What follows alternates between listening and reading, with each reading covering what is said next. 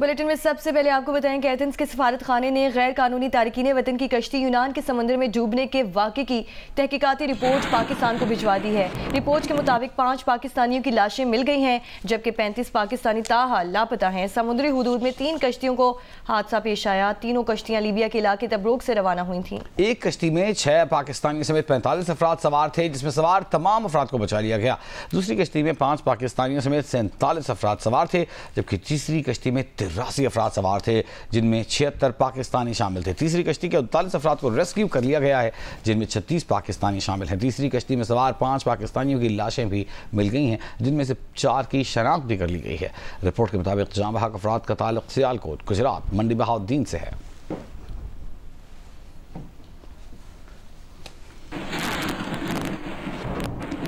और अब आपको बताएं कि यूनान में पाकिस्तान के सफ़ीर आमिर आफ्ताब कुरैशी ने कहा है कि गैर कानूनी तरीके से यूरोप में दाखिले की कोशिश करने वाले दर्जनों पाकिस्तानी यूनान के साहिल पर कश्ती डूबने के बायस अब भी लापता हैं। रेस्क्यू ऑपरेशन जारी है, मगर उनके बचने की उम्मीदें कम हैं। और उसमें जो है उन्होंने उनको 5 रोज़ के अंदर हिदायत दी गई है कि वो वज़ीर आज़म साहब को एक रिपोर्ट दें, जिसमें जो लोग इस मकरूह कारोबार में इन्वॉल्व हैं उनको जो है कैफे किरदार तक पहुंचाया जाए। ये जो पाकिस्तानी जो हैं, जो 5 थे जैसे एक शिप में से, उसमें एक बच्चा है, जो 6 हैं उसमें भी एक बच्चा है। इसी तरह यहाँ भी तो ये जो ट्रेंड है कि अब माइनर्स बच्चे जो हैं उनको भेजा जा रहा है, दैट इज़ वेरी सीरियस। और मेरी ये इल्तिजा है जो वालिदैन हैं कि अपने माइनर बच्चों को तो मत भेजें आप इस किस्म के ख़तरनाक जो है सफ़र पर। आप देखिए कि किस तरह एक गैर मुल्क के अंदर जो है कितनी मुश्किल के साथ जो है उन्होंने ये टाइम गुजारा, औरों के रहम करम पर पड़े हुए, और फिर एक जो है नामालूम जगह पे जो है हज़ारों जो है फीट नीचे जो है वो वहाँ पे इंटरनेशनल वाटर्स के अंदर जो है वो डूब गए। यूनान कश्ती हादसे में जिंदा बच जाने वाले पाकिस्तानियों ने बताया है कि जिस कश्ती पर सवार थे उसका ना इंजन ठीक था और ना वॉकी टॉकी और ना ही GPS काम कर रहा था। छोटी सी कश्ती में 84 अफराद सवार थे। भिफरे समुद्र की ऊंची लहरों में कश्ती कार को जहाज से टकरा कर उलट गई। दर्जनों पाकिस्तानी उनकी आंखों के सामने ही सामने देखते ही देखते डूब गए। शांगला के इलाके चकेसर में दहशतगर्दों ने पुलिस चौकी पर हमला किया, जिससे ASI समेत 2 एहलकार शहीद हो गए, जबकि मुहर्रिर समेत 2 अफराद जख्मी हो गए हैं। पुलिस के मुताबिक शहीद एहलकारों में ASI हसन खान और सिपाही निसार खान शामिल हैं, जबकि जख्मियों में मुहर्रिर अरशद खान, सिपाही अरशद खान और रिफत शामिल हैं। अभी आपको बताएं कि वफाकी काबीना ने स्टेट बैंक में आला तैनातियों के लिए दोहरी शहरियत की शर्त खत्म करने के मामले पर 7 रुकनी कमेटी कायम कर दी है। ज़राए के मुताबिक डिजिटल करेंसी के इजरा और स्टेट बैंक अफसरान के लिए दोहरी शहरियत से छूट के मामले पर वजारत खजाना ने वफाकी काबीना से स्टेट बैंक एक्ट 1956 में तरमीम की सिफारिश कर दी। अयाज अकबर यूसुफज़ई हमारे साथ मौजूद है। अयाज, क्या मामला है ये? जी देखिए, ये मामला ये है कि वफाकी काबीना ने स्टेट बैंक में जो आला ओहदों पर तैनात दोहरी शरीयत की जो शर्त है उसको खत्म करने के हवाले से जो है वो तैयारी की हुई है। इस हवाले से 7 रुकनी कमेटी कायम की गई है। इसमें 2 चीजें हैं, जो डिजिटल करेंसी का इजरा है और बाकी स्टेट बैंक के जो अफसरान है वो दोहरी नशीयत के हामिल है, जिस वजह से ये एक उसकी छूट के हवाले से कहा जा रहा है कि 1956 का जो स्टेट बैंक का एक्ट है उसमें तरमीम की सिफारिश कर दें। अयाज, 1 मिनट आपको रोके, हम ये पूछना चाहेंगे, आप ये कह रहे हैं कि पर्सन स्पेसिफिक ये छूट दी जा रही है कि कुछ लोग हैं जिनको सहूलत देने के लिए ये छूट सोची जा रही है, ऐसा ही है? बिल्कुल ऐसा ही है। स्टेट बैंक पे जो अफसरान हैं उनकी और गवर्नर स्टेट बैंक है, डिप्टी गवर्नर स्टेट बैंक है, इनकी तैनातियों के हवाले से एक इसमें रुकावट ये है कि जो दोहरी नेशनल के हामिल लोग हैं वो इन पोजीशंस पर जो है वो तैनात नहीं किए जा सकते।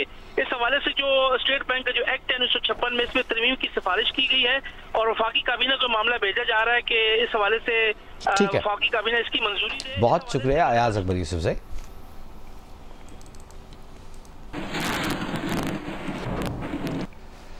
गोली क्यों चलाई, यह सवाल लेकर पाकिस्तान तहरीक इंसाफ इस्लामाबाद हाई कोर्ट पहुंच गई और एहतजाज के दौरान गोली चलाने पर हुकूमती शख्सियात से जवाब तलब करने की दरख्वास्त कर दी, जिस पर एतराज़ात इस्लामाबाद हाई कोर्ट ने बरकरार रखे हैं और इस्लामाबाद हाई कोर्ट ने पिटिशनर को रजिस्ट्रार ऑफिस के एतराज़ात 7 यौम में दूर करने की हिदायत की है। चीफ जस्टिस सामिर फारूक ने तालिब हुसैन एडवोकेट की दरख्वास्त पर ऑफिस एतराज़ात के साथ समाअत की। चीफ जस्टिस ने पूछा कि आपने रिट किसके खिलाफ दायर की है, आप क्या चाहते हैं, अदालत किसी डायरेक्शन से आपने अपनी दरख्वास्त में सदर, वज़ीर आज़म और वुज़रा को फरीक बनाया हुआ है। दरख्वास्त गुजार ने कहा कि हुकूमती शख्सियात के मुलव्वस होने के सबूत अखबारात में मौजूद हैं। चीफ जस्टिस ने कहा कि हम अब अखबारात के तराशों की बुनियाद पर तो किसी को इन पर्सन नहीं बुला सकते, मुझे या आपको तो तहकीकात नहीं करनी, ये इदारों का काम है, आप अपनी रिट को बाकायदा बनाएं।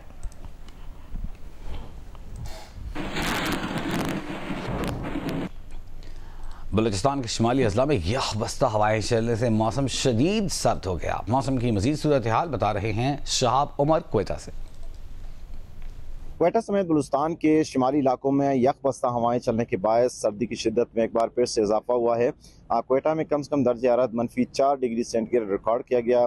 कलात में सुबह -6 डिग्री सेंटीग्रेड रिकॉर्ड किया गया। ज़ियारत, किला सैफुल्लाह, किला अब्दुल्ला समेत बलूचिस्तान के दीगर जो बालाई इलाके वहाँ पे भी सर्द हवा चलने से जो सर्दी की शिद्दत है उसमें इजाफा देखा जा रहा है। इस दौरान सूबे के मुख्तलिफ इलाकों समेत क्वेटा के भी मुख्तलिफ इलाकों में सूगैस प्रेशर में कमी की शिकायत आम है, जिसके बायस जो सार्फिन उनको मुश्किलात का सामना है।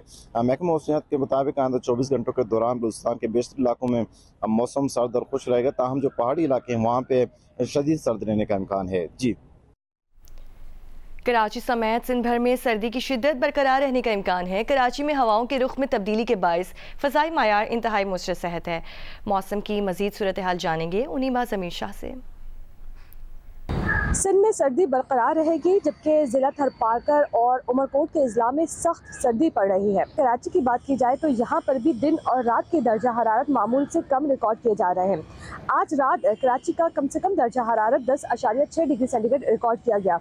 महकमा मौसमियात के मुताबिक कराची में शुमाल मशरिक़ से खुश्क और खुश्क हवाएं चलती रहेंगी और रात के कम से कम दर्जा हरारत 9 से 11 डिग्री सेंटीग्रेड के दरमियान रह सकते हैं। जी हाँ, आइंदा आने वाले दिनों में कराची में दर्जा हरारत सिंगल डिजिट में जा सकते हैं और सर्दी में मजीद इजाफे का इम्कान मौजूद है, क्योंकि मौसमी सरमा में कराची में समंदरी हवाएं नहीं चलती, जो यहाँ के फ़िज़ाई मियार को बेहतर रखती हैं, मुतदिल रखती हैं। इन दिनों शुमाल मशरिक़ से हवाएं चल रही हैं, ये खुश्क भी हैं और खुंक भी हैं और गर्द आलूद भी हैं। यही वजह है कि कराची का फ़िज़ाई मियार मौसमी सरमा में बहुत ज़्यादा मुतासिर रहता है। आज भी कराची का फ़िज़ाई मियार इंतहाई मुज़र सेहत है और कराची दुनिया के जो इब्तदाई 5 आलूदा तरीन शहर है उसमें शामिल है और यहाँ का जो एयर क्वालिटी इंडेक्स है वो 200 से ज़्यादा रिकॉर्ड किया गया है। माहिरीन इस दौरान ये मशवरा देते हैं कि अगर आप कोई आउटडोर एक्टिविटीज़ करते हैं, जैसे साइकिलिंग करते हैं, एक्सरसाइज करते हैं, तो उसको थोड़ा सा महदूद करें। घर के खिड़की दरवाजे आप बंद रखें और बहुत ज़्यादा जब आप ट्रैफिक में कहीं जाते हैं तो यानी बाहर निकलते हैं तो आप मास्क का भी इस्तेमाल करें। मुल्क के बेशतर इलाकों में मौसम सर्द और खुश्क है। इस्लामाबाद में रात के औकात में कम से कम दर्जा हरारत 0 रिकॉर्ड किया जा रहा है। तफसीलात बता रहे हैं ज़मीन ज़हरा। देखिए, इस्लामाबाद का मौसम जो है वो सर्द और खुश्क है और आज हल्की हल्की धूप भी निकली हुई है। महकमा मौसमियात के मुताबिक रावलपिंडी इस्लामाबाद में मौसम इसी तरीके से सर्द और खुश्क रहने वाला है। ताहम इस वक्त का दर्जा हरारत 18 डिग्री सेंटीग्रेड रिकॉर्ड किया जा रहा है और रात के औकात में इस्लामाबाद में दर्जा हरारत काफ़ी ज़्यादा ड्रॉप कर जाता है। कम से कम दर्जा हरारत भी गुज़श्ता शब जो है वो 0 डिग्री सेंटीग्रेड रिकॉर्ड किया गया है। महकमा मौसमियात का ये बताना है कि फ़िलहाल बारिश होने का कोई इम्कान मौजूद नहीं है। मौसम इस तरीके से सर्द और खुश्क रहेगा। ताहम मुल्क के ज़्यादातर इलाकों में मौसम सर्द और खुश्क ही रहने वाला है। ताहम बलाई इलाकों में बताया गया है और ख़ास करके गिलगित बल्तिस्तान में वहाँ पर हल्की बारिश, पहाड़ों पर बर्फबारी के इम्कानात को जाहिर किया गया है, जबकि पंजाब में और बलाई सिंध में सुबह और रात के औकात में हल्की धुंध छाए रहने के इम्कानात को भी जाहिर किया गया है। महकमा मौसमियात का यही बताना है कि फ़िलहाल बारिश होने का कोई इम्कान मौजूद नहीं है और मौसम इस तरीके से दिसंबर के इस हफ्ते में जो है वो मौसम सर्द और खुश्क ही रहेगा। लाहौर में एयर क्वालिटी इंडेक्स फिर इंतहाई ख़तरनाक हद पर आ गया है। लाहौर आज दुनिया का दूसरा और मुल्क का पहला आलूदा तरीन शहर करार पाया है। मज़ीद जानेंगे उम्मे फरवा से। लाहौर का एयर क्वालिटी इंडेक्स फिर बहुत ज़्यादा बढ़ चुका है और इस वक्त एयर क्वालिटी इंडेक्स 500 क्रॉस किया हुआ है और लाहौर दुनिया का दूसरा आलूदा तरीन शहर है। अगर पाकिस्तान के आलूदा शहरों में लाहौर का इस वक्त जो नंबर है वो पहला है और लाहौर के जो मुख्तलिफ इलाके हैं उनमें एयर क्वालिटी इंडेक्स जो है फिर 900 के करीब पहुंच चुका है और अस्करी 10 में 850 से ऊपर यानी 800 से ज़ायद जो है एयर क्वालिटी इंडेक्स अस्करी 10 में रिकॉर्ड हुआ है। और इसकी जो एकदम से बढ़ने की सबसे वजह जो बताई जा रही है वो खुश्क सर्दी है, बारिश का ना होना है, क्योंकि फ़ज़ाई आलूदगी के ज़रात जो है आसमान पर ही मुअल्लक़ हुए हुए, बारिश ना होने की वजह से फ़ज़ाई आलूदगी जो है वो साफ नहीं हो सकी और यही वजह बनी है कि जो एयर क्वालिटी इंडेक्स बढ़ना शुरू हो गया है। महकमा मौसमियात के मुताबिक लाहौर का कम से कम दर्जा हरारत 24 घंटे के दौरान 4 डिग्री सेंटीग्रेड रहा है और आइंदा 24 घंटों के दौरान 3 डिग्री सेंटीग्रेड तक जाने का इम्कान है, जो कि अब तक का सबसे कम दर्जा हरारत है। और इसके साथ साथ शाम के वक्त में सर्दी जो है मजीद बढ़ेगी। पाकिस्तान और जनूबी अफ्रीका के दरमियान पहला वनडे आज फाल में खेला जाएगा। 3 मैचों की सीरीज की ट्रॉफी की रुनुमाई कर दी गई। लड़कियां बास्केटबॉल बड़े शौक से खेलती हैं। यही वजह है कि नेशनल बास्केटबॉल चैंपियनशिप के लिए पंजाब की टीम के ट्रायल्स में लड़कियों की बड़ी तादाद उमड़ आई। खिलाड़ियों का कहना है कि इवेंट्स की तादाद ना होने के बराबर है। सारा साल नेशनल चैंपियनशिप का इंतजार करते गुजर जाता है।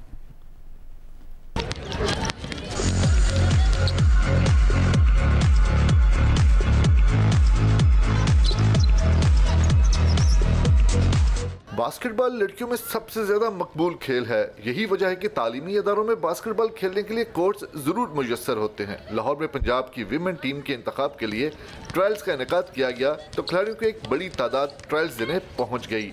Basketball is a good game, that's why लड़कियां ज़्यादातर इसे प्रेफर करती हैं। एक जोश और जुनून है ये बास्केटबॉल। लड़कियां खेलती हैं, इसके अंदर इनको फैसिलिटीज़ भी उतनी मिलती है, इसलिए लोग ज़्यादा प्रेफर करते हैं कि हम बास्केटबॉल ज़्यादा खेलें। इजी तो नहीं होता है, इसमें काफ़ी स्टैमिना चाहिए होता है और काफ़ी डिफिकल्ट गेम भी होती है। खिलाड़ियों का कहना है कि जितना इस खेल का लड़कियों में शौक पाया जाता है उतने इवेंट्स नहीं होते। सारा साल नेशनल चैंपियनशिप का इंतजार करते हैं।